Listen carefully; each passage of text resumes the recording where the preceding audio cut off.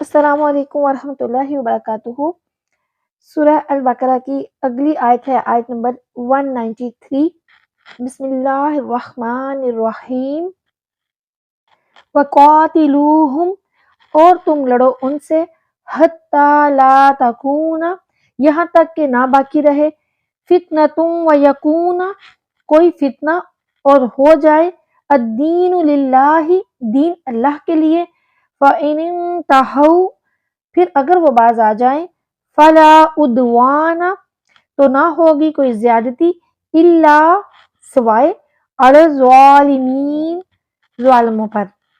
اس آیت کا بامحاورہ ترجمہ ہے، اور ان سے جہاد کرتے رہو حتیٰ کہ فتنہ یعنی کہ شرک نہ رہے اور اللہ ہی کا دین رہ جائے، پھر اگر وہ شرک سے باز آ جائیں تو صرف ظالموں کو ہی سزا دی جائے۔ اب دیکھیے کہ اس آیت کا پچھلی آیتوں سے چند طرح کا تعلق ہے۔ پچھلی آیت میں حرم شریف میں جنگ کی ابتدا کا ذکر تھا، اور اب اس کی انتہا کا تذکرہ ہے۔ جنگ اور جہاد کے تین حالات ہوتے ہیں: ابتدا، دوران جنگ کے حالات، اور انتہا۔ ان میں سے کسی حال میں ذرا سی غلطی قوم کو تباہ کر دیتی ہے، اسی لیے اللہ عز و جل نے مسلمانوں کو جنگ کے پہلے دو حالات کی تعلیم دے کر اب جنگ ختم کرنے کی تعلیم دی ہے۔ اور پچھلی آیت میں فرمایا گیا تھا کہ اگر کفار حرم میں جنگ کریں تو تم بھی انہیں قتل کرو۔ اب فرمایا جا رہا ہے کہ فقط قتل ہی مقصود نہیں، بلکہ اگر وہ جنگ چھیڑ کر بعد میں ایمان لے آئیں تو تم بھی جنگ ختم کر دو۔ اور پھر پچھلی آیت میں فرمایا گیا تھا کہ اگر کفار باز رہیں تو اللہ تعالیٰ غفور الرحیم ہے۔ یہ نامعلوم ہوا تھا کہ کس چیز سے باز رہیں، اب اس کی شرح فرمائی جا رہی ہے کہ وہ فتنہ ہے جس سے کہ باز رہنے کا حکم دیا جا رہا ہے۔ دیکھیے کہ آیت کا خلاصہ یہ ہے کہ جنگ جو ہے وہ 5 قسم کی ہے: 2 مدعیان اسلام سے سیاسی جنگیں، اور 3 کفار سے مذہبی لڑائیاں۔ باغیوں خارجیوں سے جنگ پہلی قسم کی جنگیں ہیں، اور کفار عرب سے جنگ، کفار عجم سے جنگ، مرتدین سے جنگ۔ یہاں کفار سے پہلی 2 قسموں کی جنگوں کا ذکر کیا گیا ہے، یعنی کفار عرب سے جنگ یا کفار عجم سے جنگ۔ اور فَإِنِ انتہوا، اس میں باغیوں خوارج سے جنگ کی طرف اشارہ ہے، اور ڈاکوؤں، چوروں، زانیوں کی سزا کی طرف بھی، یعنی کہ فرمایا جا رہا ہے کہ اے مسلمانوں، تم کفار عرب سے یہاں تک جنگ کرو کہ اس زمین پاک میں شرک، کفر، بے دینی بالکل بھی نہ رہے، ختم ہو جائے، اور اس خطے میں خالص اللہ کا دین یعنی دین اسلام ہی رہ جائے، کیونکہ یہاں کفار سے جزیہ یا صلح جائز نہیں۔ اس زمین کا کفر سے پاک ہونا ہی ضروری ہے، کیونکہ یہ جگہ عبادت الہی کے لیے خاص ہے۔ بس اگر یہ بے دینی اور کفر سے باز آ جائیں تو ان پر کوئی دست درازی نہ کرو۔ ہاں، مجرموں کو سزا ضرور دو، یعنی کہ جو زانی ہے یا قاتل ہے یا مرتد ہیں وہ سزا کے مستحق ہیں تو انہیں سزا ضرور دو۔ اس آیت کی ایک اور تفسیر ہے جو کہ مفسرین نے بیان کی۔ فرمایا جا رہا ہے کہ مسلمانوں، کفار سے جنگ اس نیت سے کرو کہ زمین میں فتنہ اور فساد باقی نہ رہے اور غلبہ دین الہی یعنی کہ اسلام کو ہو جائے۔ یا تو اس طرح کے کفار ایمان لے آئیں یا پھر جزیہ قبول کر لیں۔ بس اگر یہ جنگجو لوگ اسلام لا کر یا جزیہ قبول کر کے جنگ سے باز آ جائیں تو پھر ان پر کوئی زیادتی نہ کرو۔ ہاں، جو باغی ہیں، جو جزیہ دینے سے انکار کرتے ہیں یا پھر جو قاتل ہیں، ان کو سزا ضرور دو۔ اب دیکھیں کہ اس آیت میں بھی جہاد کے بارے میں ہی ذکر کیا گیا، لڑائی کے بارے میں، جنگ کے بارے میں۔ اس آیت کے فائدے بھی ہیں جو ہمیں حاصل ہوئے، اسباق ہیں جو ہمیں حاصل ہوئے، وہ کیا ہیں کہ جہاد خدمت اسلام سمجھ کر کرنا چاہیے، اس میں دنیاوی فائدہ مد نظر نہیں ہونا چاہیے، اسی کا ثواب ہے اور یہی حقیقی جہاد ہے۔ عرب اور دیگر ممالک کے کفار میں یہ فرق ہے کہ عرب کے کفار سے جزیہ یا صلح قبول نہ کی جائے گی، یا تو وہ مسلمان ہوں یا پھر زمین عرب جو ہے وہ خالی کر دیں، کیونکہ یہ جگہ عبادت الہی کے لیے بنیں گی اور وہاں 2 دین نہیں ہونے چاہیے۔ حضور نبی کریم صلی اللہ علیہ وآلہ وسلم نے حکم دیا کہ یہود و نصارہ کو جزیرہ عرب سے نکال دو، نیز خود آپ صلی اللہ علیہ وآلہ وسلم نے یہودیوں کو مدینہ منورہ سے خیبر کی طرف نکالا، اور حضرت عمر فاروق رضی اللہ تعالیٰ عنہ نے وہاں سے بھی ان کو نکال دیا۔ خیال رہے کہ قرآن مجید کے دیگر احکام میں تو خود حکم پر عمل کرنا ہر ایک پر لازم ہے، اور ہر مسلمان نماز پڑھے، ہر مالدار زکوٰۃ دے، حج کرے، ہر مومن روزہ رکھے، مگر قاتلو کے حکم میں ہر شخص پر قتال لازم نہیں ہے، بلکہ مجاہدین میں کوئی لڑے گا، کوئی لڑائے گا، کوئی غازیوں کا کھانا پکائے گا، کوئی وطن میں رہ کر ملک کی حفاظت کرے گا، کوئی غازیوں کے بال بچوں کی خدمت کرے گا، تو یہ سب لوگ جو ہیں یہ قاتلو کے امر پر ہی عامل ہوں گے۔ جہاد نام ہے شمشیر اور تدبیر کا، ان دونوں پر فتح اور نصرت کی چھت پڑتی ہے۔ فتح کے لیے تدبیر مثل بنیاد کے ہے اور جوانوں کی شمشیر مثل دیوار کے ہے، یعنی کہ شمشیر کے لیے نوجوان بہادر نوجوان بھرتی کرو، اور تدبیر کے لیے جہاں دیدہ بوڑھے لوگوں کو ان کی خدمات حاصل کرو، کیونکہ ان کے پاس زیادہ تجربہ ہے۔ خالد ابن ولید رضی اللہ تعالیٰ عنہ کی شمشیر اور حضرت ابو عبیدہ ابن جراح رضی اللہ تعالیٰ عنہ کی تدبیر پر فتوحات فاروقی کا سہرا ہے کہ انہوں نے حضرت عمر فاروق رضی اللہ تعالیٰ عنہ کے دور میں بہت سی لڑائیاں لڑی اور کامیابیاں حاصل کی۔ پھر دیکھیں کہ اس میں ایک مسئلہ بھی یاد رکھیں کہ جزیرہ عرب میں کفار کو وطن بنانے کی اجازت نہیں ہے، اور اگر بزور رہنا چاہیں تو غیر حرم میں جنگ کر کے بھی ان کو نکال دیا جائے گا، اور حدود حرم میں اولاً ان سے جنگ نہ کی جائے گی بلکہ تنگ کر کے یہاں سے نکل جانے پر مجبور کیا جائے، اور اگر وہ کسی طرح وہاں سے نہ ہٹیں اور نکالنے پر لڑنے کو آمادہ ہو جائیں تو اس وقت ان سے جنگ کرنا جائز ہے، اور غیر عرب کے کفار جو عارضی طور پر وہاں جائیں ان کا یہ حکم نہیں ہے۔ حضور نبی کریم صلی اللہ علیہ وآلہ وسلم کی خدمت میں کفار بادشاہوں کے جو ایلچی یعنی کہ جو قاصد ہوتے تھے وہ حاضر ہوا کرتے تھے۔ پھر ایک اور مسئلہ ہے کہ عرب کے سوا دوسرے ممالک کے کفار کا یہ حکم نہیں ہے، ان پر اولاً اسلام کو پیش کیا جائے گا کہ تم لوگ اسلام قبول کر لو، اگر وہ اسلام قبول نہ کریں نہ مانیں پھر جزیہ دے کر ہتھیار ڈال دیں، یعنی پھر ان پر یہ شرط عائد کی جائے گی کہ وہ جزیہ دے کر ہتھیار ڈال دیں اور ہماری ماتحتی کو قبول کر لیں، اگر یہ بھی نہ مانے تب پھر ان کے ساتھ جنگ کی جائے گی۔ پھر ایک اور مسئلہ یہ کہ چند لوگوں کا قتل جائز ہے، کون سے ہیں؟ کافر حربی، باغی، مرتد، قاتل، ڈاکو اور شادی شدہ زانی۔ امام بخاری رحمۃ اللہ تعالیٰ علیہ روایت کرتے ہیں، حضرت عبداللہ بن عمر رضی اللہ تعالیٰ عنہ سے فرماتے ہیں کہ نبی کریم صلی اللہ علیہ وآلہ وسلم نے فرمایا، مجھے اس وقت تک لوگوں سے قتال کرنے کا حکم دیا گیا ہے جب تک کہ وہ یہ شہادت نہ دیں کہ اللہ کے سوا کوئی عبادت کا مستحق نہیں اور محمد صلی اللہ علیہ وآلہ وسلم اللہ کے رسول ہیں، اور نماز قائم کریں اور زکوٰۃ ادا کریں۔ جب وہ ایسا کریں گے تو حق اسلام کے ماسوا وہ اپنی جانوں اور مالوں کو محفوظ کر لیں گے اور ان کا حساب اللہ پر ہے۔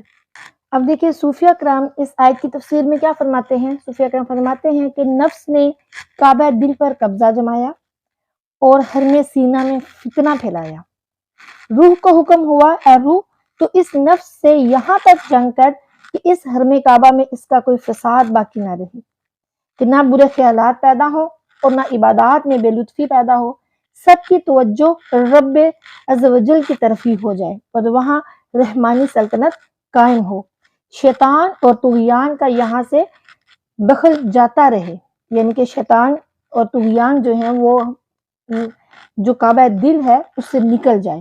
اگر نفس ان حرکتوں سے باز آ جائے تو اے روح تو بھی اس پر زیادتی نہ کر، اور اگر پھر کبھی یہ حدود شریعت کو توڑنا چاہے تو اس ظالم کو سخت سزا دے کر اس سے باز رکھ، غرض یہ کہ اسے اس حرم میں رکھ تاکہ عذاب الہی سے محفوظ رہے۔ سبحان اللہ۔ صوفیہ کرام فرماتے ہیں کہ روح انسانی ہزارہا کفار کے نرغے میں گھری ہے، نفس امارہ، شیطان، برے یار، دنیاوی کاروبار، یہ وہ لشکر ہے جو روح اور دل کو اللہ عز و جل سے غافل کرتا ہے۔ روح کو چاہیے کہ شریعت کے ہتھیار، طریقت کی ڈھال، شیخ وقت کی مدد اور قرآن مجید صبر کے ذریعے نفس پر جہاد اکبر کرے، کہ جہاد اکبر جو ہے وہ اپنے نفس پر قابو پانا ہے۔ نفس کو مغلوب کرنے والا بڑا ہتھیار اس کی مخالفت ہے، یعنی کہ ہم نفس کو کیسے مغلوب کر سکتے ہیں؟ تو اس طرح کر سکتے ہیں کہ ہمارا نفس جو مانگے ہم اس کے اپوزٹ چلیں گے۔ اگر نفس کہہ رہا ہے کہ مجھے ٹھنڈا پانی چاہیے تو آپ اس کو گرم پانی پلائیں گے، یہ اس کے اپوزٹ چلنا ہے۔ اگر نفس کو چاہیے کہ وہ عیش و عشرت میں پھنسے، اب آپ نے اس کے اپوزٹ چلنا ہے، آپ نے اس کو عیش و عشرت سے دور رکھنا ہے۔ تو یہ نفس کو مغلوب کرنے والا سب سے بڑا ہتھیار یہی ہے کہ ہم اس کی مخالفت کریں۔ ہمارا نفس جیسے کوئی ہم سے لڑائی کرے یا کچھ کہے تو ہمارا نفس کہے کہ تم بھی اس کو جواب میں اسی طرح لڑو، بلکہ اس سے زیادہ جواب دو، اس سے زیادہ گالیاں دو۔ اب یہاں پہ ہم نے خاموش رہنا ہے، یہ ہے ہمارے نفس کے ساتھ ہمارا جہاد۔ اللہ تعالیٰ ہمیں توفیق عطا فرمائے کہ ہم اپنے نفس کو مغلوب کر سکیں، آمین۔ اسی طرح ہم اپنے نفس کو مغلوب کر سکتے ہیں کہ اگر ہم نے نفس کہے کہ تم صرف 2 رکعت نفل نماز پڑھو، تو ہمیں چاہیے ہم 4 پڑھیں یا 6 پڑھیں۔ تو آئندہ سے نفس کو کہیں اگر اب تم مجھے روکو گے تو میں 6 8 10 12 پڑھوں گی۔ اور اگر ہم کوئی خیرات کرتے ہیں یا صدقہ کرتے ہیں، اب اگر ہمارا نفس ہمیں کہہ رہا ہے کہ تم 500 کی بجائے 100 روپے دو، تو پھر آپ 500 1000 روپے دیں اور اس سے کہیں اگر آئندہ تم نے مجھے خیرات سے روکا تو میں پھر 2000 دوں گا۔ تو یہ ہمارے نفس کے مخالف ہم نے چلنا ہے۔ اس طرح کے کام کرنے سے پھر ہمارا جو نفس ہے وہ مغلوب ہو جائے گا، یعنی کہ ہم اپنے نفس پر قابو پا لیں گے اور کچھ دن میں یہ سب کچھ ہو جائے گا۔ اگر ہم روٹین میں اپنے نفس کے ساتھ یہ جنگ کرنی شروع کر دیں تو جو ہمارا نفس ہے وہ مغلوب ہو جائے گا۔ بلکہ کچھ عرصے بعد صوفیہ کرام فرماتے ہیں اگر ہم اس طرح اس کے اپوزٹ چلیں گے تو پھر کچھ عرصے بعد یہ ہوگا کہ وہ نفس امارہ، نفس مطمئنہ بن جائے گا اور پھر ہمیں وہ اچھی اچھی باتوں کا مشورہ دینے لگے گا۔ اللہ سے دعا ہے کہ وہ ہمیں اپنے نفس کی مخالفت کرنے کی توفیق دے اور اپنے نفس کو مغلوب کرنے کی توفیق عطا فرمائے، علم دین سیکھنے کی، سیکھ کر دوسروں تک پہنچانے کی اور خود بھی اس پر عمل کرنے کی توفیق عطا فرمائے، آمین ثم آمین۔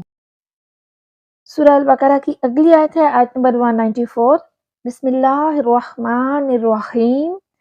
الشہر الحرام، مہینہ حرمت والا، بالشہر الحرام، بدلہ ہے مہینے کا حرمت والے، والحرمات، اور تمام حرمتوں کا، قصاص، قصاص ہے، فمن اعتدی، چنانچہ جو کوئی زیادتی کرتا ہے، علیکم، تم پر، فاعتدوا، تو تم بھی زیادتی کرو، علیہ، اس پر، بمثل ما اعتدی، جیسی کہ اس نے زیادتی کی، علیکم، تم پر، واتقوا اللہ، اور تم ڈرو اللہ سے، وَاعْلَمُوا، اور تم جان لو، ان اللہ، یقیناً اللہ تعالی، مع المتقین، متقیوں کے ساتھ ہے۔ اس آیت کا بامحاورہ ترجمہ ہے، حرمت والے مہینے کا بدلہ حرمت والا مہینہ ہے اور تمام محترم چیزوں کا بدلہ ہے، سو جو شخص تم پر زیادتی کرے تو تم بھی اس پر اتنی ہی زیادتی کرو جتنی اس نے تم پر زیادتی کی ہے، اور اللہ سے ڈرتے رہو اور جان لو کہ اللہ ان کے ساتھ ہے جو اللہ سے ڈرنے والے ہیں۔ اب دیکھیں کہ اس آیت کا پچھلی آیتوں کے ساتھ چند طرح کا تعلق ہے۔ پہلا تعلق تو یہ ہے کہ عمرہ قضاء میں مسلمانوں کو اندیشہ تھا کہ اگر کفار نے بد عہدی کی اور ہمیں جنگ کرنی پڑ گئی تو ہم پر 3 گناہ ہوں گے، حرم شریف اور احرام کی بے حرمتی کا، اور ماہ حرام یعنی ذی القعدہ کی بے حرمتی کا۔ پہلے 2 اندیشے تو پچھلی آیت میں دفع کر دیے گئے کہ تمہیں وہاں حملہ روکنے اور جوابی حملہ کرنے کی اجازت ہے۔ تیسرا شبہ اب دور کیا جا رہا ہے کہ ماہ حرام کی حرمت بے شک اچھی ہے مگر جان بچانا بھی فرض ہے، اگر جان پر آ پڑے تو ضرور بچاؤ۔ پچھلی آیت میں محترم جگہ یعنی مسجد حرام کا ذکر تھا، اب محترم وقت یعنی ماہ ذی القعدہ کی حرمت کا ذکر کیا جا رہا ہے۔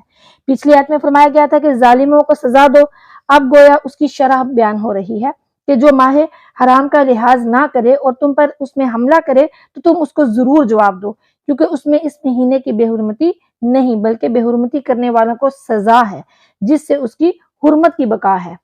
خلاصہ تفسیر اس آیت کا یہ ہے کہ اللہ تعالیٰ فرما رہا ہے کہ اے مسلمانوں، اگر قضاء عمرہ کے وقت کفار بد عہدی کریں اور تمہیں ان سے جنگ کرنی پڑ جائے تو تم ضرور جنگ کرو۔ اگر وہ تم سے کہیں کہ تم نے جنگ کر کے ماہ ذی القعدہ کی بے حرمتی کی تو انہیں جواب دو کہ ان مہینوں کی حرمت عوضی اور بدلے کی ہے، اگر تم حرمت کرو گے تو ہم بھی کریں گے، اور اگر تم اس کا لحاظ نہ کر کے ہم سے جنگ کرو گے اور اس بہانے سے ہمیں قتل کرنا چاہو گے تو پھر ہم بھی خاموش نہیں رہیں گے۔ ہم بھی خاموش ہو کر قتل نہیں ہوں گے، اور تم ان مہینوں کو ہمارے قتل کی آڑ نہ بناؤ۔ ماہ حرام پر ہی کیا موقوف ہے، ساری حرمتیں اور عظمتیں بدلے کی ہیں، عزت کرو اور کرواؤ، لہٰذا تم پر جو کوئی زیادتی کرے تم اس کو ضرور جواب دو۔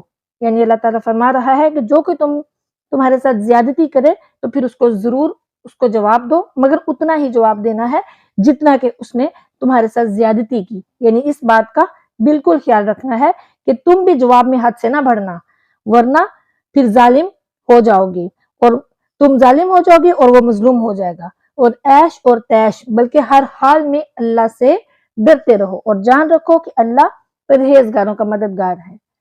اب دیکھیں کہ اس آیت سے چند طرح کے فائدے بھی ہیں۔ بے ادب کا کوئی ادب نہیں۔ جو لوگ حضور نبی کریم صلی اللہ علیہ وآلہ وسلم کی بے ادبی کرتے ہیں، یا اولیاء کرام کی بے ادبی کرتے ہیں، یا علماء کرام کی بے ادبی کرتے ہیں، پھر ان کا ادب کرنا جرم ہے۔ کعبۃ اللہ کی بے حرمتی کرنے والے کفار سزا کے مستحق ہوئے، تو حضور نبی کریم صلی اللہ علیہ وآلہ وسلم اور اللہ کے جو ولی ہیں ان کی گستاخی کرنے والے یا ان کی عزت اور ادب نہ کرنے والے، وہ کیسے عزت اور عظمت کے مستحق ہو سکتے ہیں؟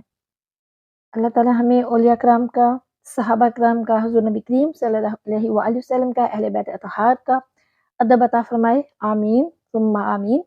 پھر دیکھیں کہ اس آیت میں اللہ تعالیٰ نے یہ بھی فرمایا کہ بدلہ لینے میں شرعی احکام کی پابندی لازم ہے، بلکہ بہتر ہے کہ نفس کی خاطر بدلہ نہ لے بلکہ اللہ تعالیٰ کے لیے بدلہ لے۔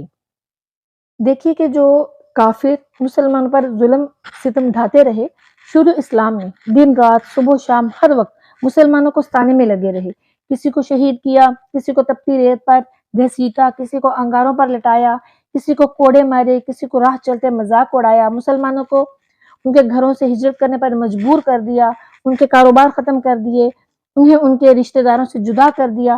ان تمام واقعات کی تلخیاں مسلمانوں کے دلوں میں موجود تھیں۔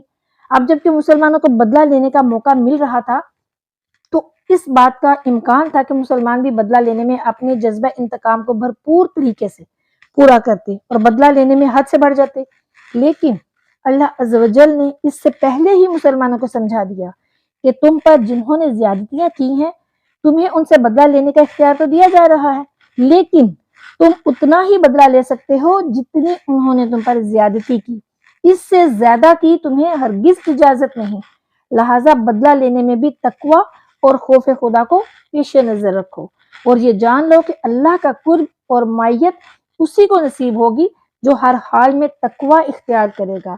یہاں یہ بات بھی سمجھ لیجئے، اگر ہمیں کوئی ایک تھپڑ لگاتا ہے یا ہمیں ایک گالی نکالتا ہے تو ہم آگے سے 10 تھپڑ لگانا اور 10 گالیاں نکالنا اپنا حق سمجھتے ہیں، اور اس بات کی عبرت حاصل کریں اس آیت سے کہ اللہ تعالیٰ نے یہ فرما دیا، یہ کفار کے لیے اللہ تعالیٰ نے فرمایا کہ جب کفار کے ساتھ جنگ کرو تو بھی حد سے نہ بڑھو، اتنی زیادتی کرو جتنی تم پر کی گئی ہے۔ تو ہم تو آپس میں مسلمان ہیں اور ہم لوگ آپس میں ایک دوسرے کے ساتھ کتنی زیادہ زیادتیاں کرتے ہیں اور بدلہ لینے میں کتنے زیادہ حد سے گزر جاتے ہیں۔ ایسی سینکڑوں مثالیں ہمارے سامنے موجود ہیں کہ جس میں ہم لوگ بدلہ لینے میں کتنی زیادہ حدیں جو ہیں وہ اپنی کراس کر جاتے ہیں۔ اب دیکھیے کہ بدلہ لینے سے متعلق دین اسلام کی کتنی حسین اور پاکیزہ تعلیم ہے اور کتنی پاکیزہ تربیت ہے کہ جس وقت جذبات مچل رہے ہوں، جذبہ انتقام جوش مار رہا ہو، دشمن قبضے میں آنے ہی والا ہو، غلبہ حاصل ہوا ہی چاہتا ہو، اس وقت بھی تقوی کا، عدل و انصاف کا درس دیا جا رہا ہے، زیادتی کرنے سے منع کیا جا رہا ہے۔ سبحان اللہ، دیکھیے، سوچئے، سمجھیے کہ کیا روئے زمین پر کوئی دوسرا ایسا کوئی اور مذہب یا دین ہے، کوئی قانون ہے جو اپنے ماننے والوں کو اس طرح کے اعلیٰ اخلاق اور پاکیزہ کردار کا درس دیتا ہو؟ ہرگز نہیں، اور ہو بھی کیسے سکتا ہے؟ صرف اور صرف دین اسلام ہے جو اتنا خوبصورت دین ہے کہ اس میں کسی کے ساتھ بھی، یعنی کفار کے ساتھ، دوسرے مذہب کے لوگوں کے ساتھ بھی زیادتی کی بالکل بھی تعلیم نہیں دی جا رہی۔ اللہ سے دعا ہے کہ وہ ہمیں اپنے دین کی تعلیمات پر عمل کرنے کی توفیق عطا فرمائے، آمین، جس سے کہ ہم بہت دور ہو چکے ہیں، اللہ تعالیٰ ہمیں اس پر عمل کرنے کی توفیق عطا فرمائے، آمین۔ اب دیکھیے کہ صوفیہ کرام اس آیت کی تفسیر میں کیا فرماتے ہیں؟ صوفیہ کرام فرماتے ہیں کہ جو وقت یا دن یا سال اللہ کی یاد میں گزر جائے وہی ماہ حرام، سال حرام، وقت حرام ہے، اور جو غفلت میں گزرے وہی غیر محترم ہے۔ فرمایا گیا کہ اے روح، اگر نفس امارہ تیرے ذکر اللہ کے محترم وقتوں میں تجھ پر حملہ کر کے ان میں فطور یا فساد ڈالے تو بھی اس کے آرام کے وقتوں میں حملہ کر کے اسے آرام نہ کرنے دے۔ دن کا بدلہ دن سے، مہینے کا بدلہ مہینے سے، سال کا بدلہ سال سے، سات کا بدلہ سات سے لے کر اگر نماز کے وقت تو سو گیا تو کام کے وقت نماز پڑھ، اگر روزوں کے زمانے میں کھاتا پیتا تھا تو پھر کھانے پینے کے زمانے میں روزے رکھ۔ اس طرح نفس تجھ پر جتنا اور جس طرح ظلم کرے تو بھی اس پر اتنا ہی ظلم کر اور اسی طرح اس سے بدلے لے۔ بخل کا سخاوت سے، غصے کا بردباری سے، حرص کا ترک دنیا سے، شہوت کا ریاضت سے بدلہ لے، مگر اس میں زیادتی نہ کرنا کہ مجاہدہ سے نفس کو ہی ہلاک کر ڈالے، اس کو زندہ رکھ اور حق کی راہ پر لگا دے۔ یاد رکھ کہ اللہ ایسے مجاہدوں کی مدد فرماتا ہے اور ان کے ساتھ ہے۔ سبحان اللہ۔ صوفیہ کرام فرماتے ہیں کہ انسان پر تین قسم کے حالات گزرتے ہیں: اعتدال کی حالت، شہوت یا غضب کی حالت، جب نفس گناہ کی طرف مائل ہو، رب کی رحمت اور کرم کی حالت، اور جب نفس نیکی کی طرف مائل ہو تو ان تینوں حالتوں میں رب کا خوف ہونا چاہیے۔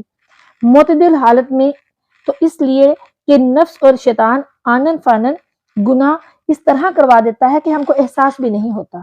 بد نظری، بد کلامی ہر وقت کے ہمارے معمولات ہیں۔ حضرت آدم علیہ السلام معصوم اور جنت سے مقام محفوظ میں تھے، مگر شیطان کا دور وہاں بھی چل گیا۔ تو اب ہم تو نہ معصوم ہیں اور نہ دنیا مقام محفوظ، پھر ہم کس طرح اعتماد کریں؟ شہوت اور غضب میں بھی اللہ کا خوف کرے۔ صوفیہ کرام فرماتے ہیں کہ شہوت اور غضب میں اللہ کا خوف کرے، سمجھے کہ گناہ چند منٹ میں ہوگا مگر اس کی سزا بہت سخت اور دراز ہوگی۔ اور حاکم فیصلہ کرتے وقت، اور جو دکاندار ہے وہ سودا تولتے وقت، اور اولاد کی تعلیم و تربیت کے وقت، اور دشمن سے بدلہ لیتے وقت تقوی اور خوف خدا کریں۔ عبادت کے وقت بھی خوف خدا کرے کہ نہ تو نفس کے بہکانے سے عبادت سے رک جائے اور نہ ہی عبادت کرنے کے بعد فخر اور تکبر کرے کہ میں نے بہت عبادت کر لی ہے، میں تو بہت بڑا کوئی ولی اللہ بن گیا ہوں۔ اللہ تعالیٰ اسی کال کو حال بنا دے۔ اسی لیے اللہ تعالیٰ نے قرآن پاک میں کئی جگہوں پر فرمایا ہے وَاتَّقُوا اللَّهَ، کہ اللہ سے ڈرتے رہو۔ تو اللہ سے ہر وقت ڈرتے رہیں اور برے کاموں سے بچتے رہیں، اپنے نفس کی سرزنش کرتے رہیں۔ اللہ سے دعا ہے کہ وہ ہمیں ایمان اور ہدایت پر استقامت عطا فرمائے، علم دین سیکھ کر اس پر عمل کرنے کی توفیق عطا فرمائے اور دوسروں تک پہنچانے کی توفیق عطا فرمائے، اور دین اسلام کی وہ تعلیمات جن کو ہم بالکل بھول چکے ہیں، چھوڑ چکے ہیں، ہمیں پتہ بھی نہیں ہے، اللہ تعالیٰ ہمیں ان سب کو سیکھنے کی توفیق عطا فرمائے، ان پر عمل کرنے کی توفیق عطا فرمائے، آمین ثم آمین۔ سورہ البقرہ کی اگلی آیت ہے آیت نمبر 195۔ بسم اللہ الرحمن الرحیم۔ وَأَنفِقُوا، اور خرچ کرو، فی سبیل اللہ، اللہ کی راہ میں، وَلَا تُلْقُوا، اور نہ ڈالو، بِأَیْدِیکُم، اپنے ہاتھوں کو، إِلَى التَّہْلُکَۃِ، ہلاکت کی طرف، وَأَحْسِنُوا، اور نیکی کرو، إِنَّ اللَّهَ، بے شک اللہ، يُحِبُّ الْمُحْسِنِينَ، نیکی کرنے والوں کو پسند فرماتا ہے۔ اس آیت کا بامحاورہ ترجمہ ہے، اور اللہ کی راہ میں خرچ کرو اور اپنے آپ کو ہلاکت میں نہ ڈالو اور نیکی کرو، بے شک اللہ نیکی کرنے والوں سے محبت کرتا ہے۔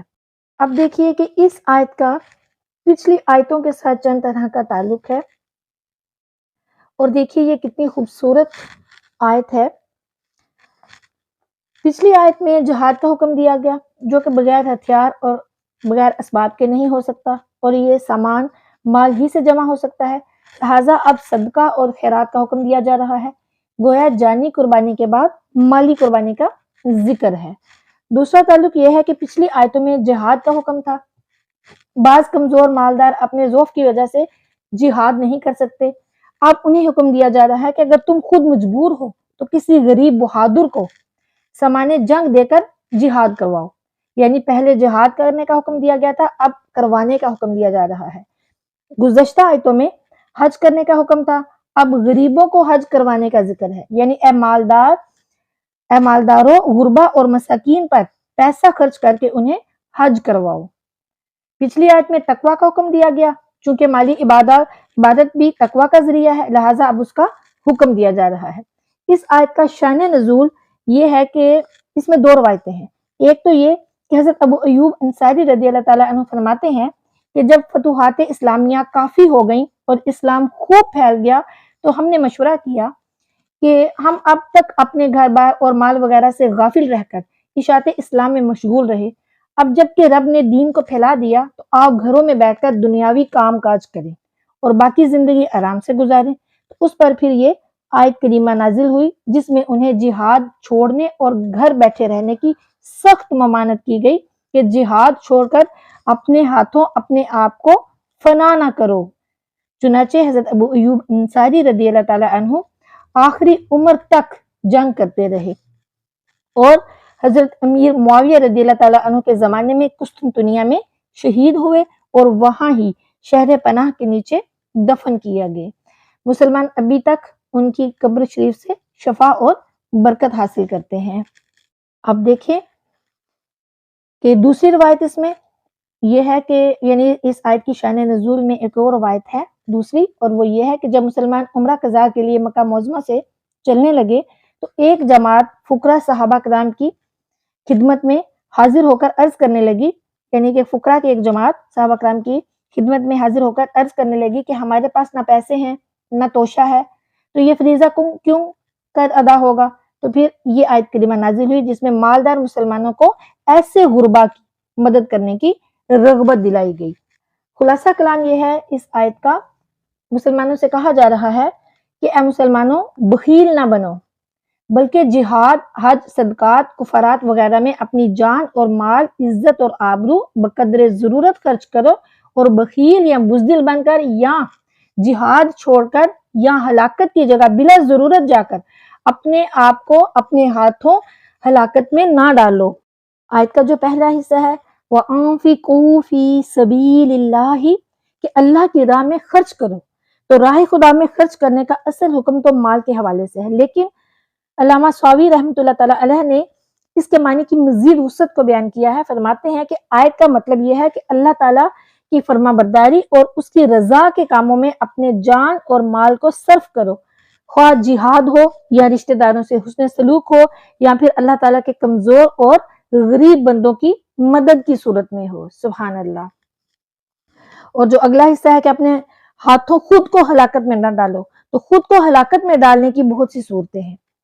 صحیح بخاری میں ہے کہ یہ آیت خرچ کرنے کے بارے میں نازل ہوئی، یعنی کہ راہ خدا میں خرچ کرنا بند کر کے یا کم کر کے اپنے آپ کو ہلاکت میں نہ ڈالو، یعنی کہ اللہ تعالیٰ کی راہ میں خرچ کرنا بند نہ کرو کہ اس سے تم اپنے آپ کو ہلاکت میں ڈالتے ہو۔ پھر یہی فرمایا جا رہا ہے کہ ہمیشہ اچھے کام کرو اور اللہ سے نیک گمان میں رہو، مایوس نہ ہو جاؤ، اللہ تعالیٰ ایسے ہی نیکوکاروں کو پسند فرماتا ہے۔ اب یہ بھی سمجھ لیجئے کہ خرچ کے تین طریقے ہیں، اللہ کی راہ میں، دنیا کی راہ میں اور شیطان کی راہ میں۔ جس خرچ سے رضا الہی مقصود ہو، یعنی اللہ تعالیٰ کی رضا حاصل کرنا مقصود ہو، دنیاوی کاموں کے لیے ہو یا دینی، وہ فی سبیل اللہ ہے، یعنی اللہ کے لیے ہے، تو اسی کا یہاں پر حکم دیا جا رہا ہے کہ آپ نے اپنے آپ کو اللہ کے لیے وقف کر دینا ہے، اللہ کے لیے یعنی فی سبیل اللہ، کہ اللہ کے راستے میں اپنے آپ کو، اپنی جان کو، اپنے مال کو، سب کو قربان کر دینا ہے، پیش کر دینا ہے اللہ تعالیٰ کے آگے، اور یہی اللہ کی راہ ہے۔ اور دوسرا جو ہے دنیا کی راہ، تو کسی دنیاوی جائز کام میں روپیہ پیسہ صرف کرنا جس میں رضا الہی کا خیال نہ ہو، وہ دنیا کی راہ میں ہے، وہ گویا بیکار، کہ نہ اس پر عذاب ہے نہ ثواب ہے۔ اور حرام رسموں، نامنمود کے کاموں میں، ناجائز موقعوں پر خرچ کرنا، یہ شیطان کے راستے پر ہے۔ یعنی کہ یہ شیطان کے راستے پر خرچ کرنا ہے، جو کہ ہم بہت زیادہ آج کل کر رہے ہیں، اور یہ سخت گناہ ہے، اس میں پیسہ بھی برباد اور اللہ تعالیٰ بھی ناراض۔ کتنے ہمارے کام ہیں جو کہ ہم کرتے ہیں اس طرح کی، جو کہ فضول ہیں۔ سب سے بڑھ کر تو شادی بیاہ کے کام، سب سے زیادہ فضول خرچی شادی بیاہ پہ ہوتی ہے۔ اتنے اتنے دن، ایک ایک ہفتہ تک فضول قسم کی رسمیں چلتی ہیں جو کہ ہمارے اسلام میں بالکل بھی نہیں ہے، اور ان پہ لاکھوں روپیہ خرچ کیا جاتا ہے۔ کبھی مہندی ہو رہی ہے، کبھی مایوں ہو رہا ہے، کبھی ڈھولک بج رہے ہیں، اور اتنے دن چلتے رہتے ہیں، اتنے ہی پیسے کا ضیاع، وقت کا ضیاع، نمازیں قضا، کوئی فکر نہیں ہم کس راستے پر چل رہے ہیں۔ اللہ تعالیٰ میں ہدایت عطا فرمائے، آمین۔ خلاصہ کلام یہ ہے کہ راہ خدا میں خرچ کرنے کو ترک کرنا بھی ہلاکت کا سبب ہے، فضول خرچی بھی ہلاکت ہے، جہاد ترک کرنا بھی ہلاکت ہے۔ یوں ہی اس طرح کی ہر وہ چیز جو ہلاکت کا باعث ہو، ان سب سے باز رہنے کا حکم دیا گیا ہے، حتیٰ کہ بے ہتھیار میدان جنگ میں جانا یا زہر کھانا یا کسی طرح خودکشی کرنا، یہ سب حرام کام ہے۔ چونکہ خودکشی خود کو ہلاک کرنے کی نہایت ہی نمایاں صورت ہے، لہٰذا یہاں اس کی بھی وعید بیان کی جا رہی ہے۔ چنانچہ خودکشی کے بارے میں نبی کریم صلی اللہ علیہ وآلہ وسلم نے ارشاد فرمایا کہ جس نے پہاڑ سے گر کر خودکشی کی، وہ مسلسل جہنم میں گرتا رہے گا، استغفر اللہ۔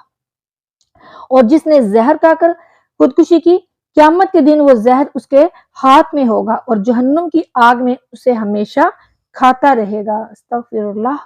اور جس نے چھری کے ذریعے خود کو قتل کیا، قیامت کے دن وہ چھری اس کے ہاتھ میں ہوگی اور وہ دوزخ کی آگ میں ہمیشہ چھری اپنے پیٹ میں مارتا رہے گا، استغفر اللہ۔ اللہ تعالیٰ ہمیں حرام موت سے بچائے۔ یہ بھی خود کو ہلاکت میں ڈالنے والا کام ہے، خودکشی بھی، اور یہ بھی آج کل بہت زیادہ ہو گئی ہے۔ آپ دیکھیں، اگر ہم سوچیں کہ کسی کا کام نہیں ہے، کاروبار نہیں ہے، کوئی ڈپریشن میں چلا گیا، گھریلو مشکلات ہیں، پریشانیاں ہیں، تو لوگ ایک دوسرے کو قتل کر رہے ہیں، بیوی شوہر کو، شوہر بیوی کو، پھر باپ اپنے بچوں کو مار دیتا ہے، ماں مار دیتی ہے، کس لیے؟ کہ پیسے نہیں ہیں، کھانے کے لیے کچھ نہیں ہے۔ حالانکہ اگر ہم اپنے اکابرین کی زندگیوں کو دیکھیں، صحابہ کرام کی زندگی کو دیکھیں، اپنے نبی کریم صلی اللہ علیہ وآلہ وسلم کی زندگیوں کو دیکھیں، اہل بیت اطہار سیدہ کائنات فاطمہ الزہرا سلام اللہ علیہا کی زندگی کو پڑھیں، تو ہمیں پتہ چلے گا کہ انہوں نے کتنی مشکل زندگی گزاری، لیکن انہوں نے تو خودکشی نہیں کی۔ اللہ تعالیٰ ہمیں ہدایت عطا فرمائے، ایمان اور ہدایت پر استقامت عطا فرمائے، علم دین سیکھنے، اس پر عمل کرنے کی توفیق عطا فرمائے، ان تمام برے کاموں سے بچائے، اور ہمیں اپنے ہاتھوں، جس کا یہ حکم دیا جا رہا ہے، جس کی یہ بات کی جا رہی ہے کہ اپنے ہاتھوں اپنے آپ کو ہلاکت میں نہ ڈالو، تو اللہ تعالیٰ ہمیں اپنے ہاتھوں ہلاکت میں خود کو ڈالنے والے فعل سے بچائے، آمین ثم آمین۔ دیکھیے صوفیہ کرام اس آیت کی تفسیر میں کیا فرماتے ہیں۔ صوفیہ کرام فرماتے ہیں کہ رب نے مسلمانوں کا جان اور مال جنت کے عوض خرید لیا۔ رب خریدار اور مسلمان تجار ہیں، ان کے جان و مال در حقیقت رب کی امانت ہیں، میدان جنگ ادائے امانت کے مقامات ہیں۔ فرمایا جا رہا ہے کہ مسلمانوں، میدان جہاد میں آ کر ہماری امانت ہمیں دو اور اپنی جنت لے لو۔ اس امانت کو روک کر جنت سے محروم نہ ہو جانا، اور اپنے آپ کو ہلاکت میں مت ڈال لینا، اور ہر ایک کے ساتھ بھلائی کرو۔ نفس کو شہوتوں سے، دل کو غفلتوں سے، روح کو غیر اللہ کے تعلقات سے، سر کو مطالعہ مکنات سے بچاؤ، نیز خلق سے بھلائی کے ساتھ اور رب سے عبادت کے ساتھ معاملہ کرو۔ بلاؤں پر صبر، تکلیفوں پر صبر، مشکلوں پر صبر، نعمتوں پر شکر، ساری مشکلوں میں توکل، رب کی قضا پر رضا اور ذات قدیمہ میں فنا اختیار کرو، یہی حقیقی بھلائی ہے۔ اللہ بھلائی کرنے والوں کو پسند کر کے انہیں اپنے دربار تک بلا لیتا ہے، سبحان اللہ۔ اللہ تعالیٰ ہمیں بھی بھلائی کرنے والوں اور نیکی کرنے والوں میں شامل فرمائے اور ہمیں اپنے دربار تک بلا لے، آمین۔ صوفیہ کرام فرماتے ہیں کہ جو چاہتا ہے کہ ملائکہ کے ساتھ اڑے، وہ مہربانی میں سورج کی طرح، پردہ پوشی میں رات کی طرح، عاجزی میں زمین کی طرح، بردباری میں میت کی طرح، اور سخاوت میں نہر جاری کی طرح رہے، سبحان اللہ۔ دنیا والوں کے لیے اپنے آپ کو ہلاک کرنا حرام ہے، مگر دل والوں کو موت سے پہلے مر جانا یہ حلال ہے۔ مثنوی شریف میں ہے کہ بغیر موت کے موت ہمارے لیے حلال ہے، بے صورت سامانی کا سامان ہمارے لیے عطیہ ہے۔ کہتے ہیں کہ چونکہ مجھے موت کی طرف عشق اور خواہش ہے، اپنے ہاتھوں اپنے کو ہلاک نہ کرو کہ ممانت میرے لیے ہے، اس لیے کہ ممانت میٹھے دانے سے ہی ہوتی ہے، کڑوے کے لیے ممانت کی ضرورت کب ہے؟ موت کا دانہ میرے لیے میٹھا ہو گیا، بلکہ وہ زندہ ہے، میرے لیے ہی آیا ہے۔ سبحان اللہ۔ اللہ تعالیٰ ہمیں تکلیفوں پر صبر، نعمتوں پر شکر اور مشکلوں پر توکل کی توفیق عطا فرمائے۔ اللہ تعالیٰ ہمیں بھلائی کرنے والوں میں شامل فرما دے اور اللہ تعالیٰ ہمارے عیبوں کی پردہ پوشی کر دے اور مرنے سے پہلے ہم مر جائیں، یعنی کہ اللہ کو پیارے ہو جائیں، اللہ سے راضی ہو جائیں، بلا وجہ کی خواہشیں، بلا وجہ کی فضول خرچی، بلا وجہ کی یہ جو ہماری عیش و عشرت میں ہم پھنسے ہوئے ہیں، اللہ تعالیٰ ہمیں ان سے بچا لے۔ آمین ثم آمین۔